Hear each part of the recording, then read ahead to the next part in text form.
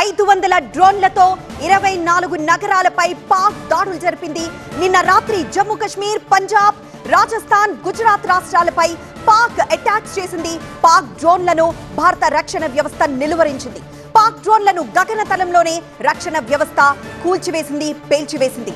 ఎప్పుడైతే పాకిస్తాన్ డ్రోన్లను ప్రయోగించిందో ఆ వెంటనే S-400 తో మొత్తం ఆ డ్రోన్లను కుప్పకూల్చేసింది, గగనతలంలోనే పేల్చివేసింది భారత సైన్యం.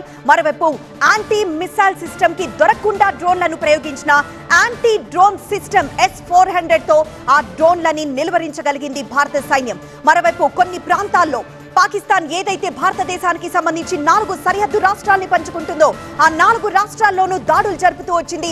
ఒకవైపు పంజాబ్, రాజస్థాన్, జమ్మూ కశ్మీర్, గుజరాత్ 4 రాష్ట్రాల్లోనూ దాడులు కొనసాగించుతూనే వచ్చింది.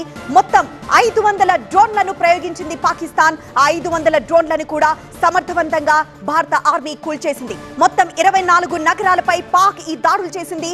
రాత్రి జమ్మూ కశ్మీర్, పంజాబ్, రాజస్థాన్, గుజరాత్ ఈ 4 రాష్ట్రాలపై పాక్ అటాక్స్ జరిపింది.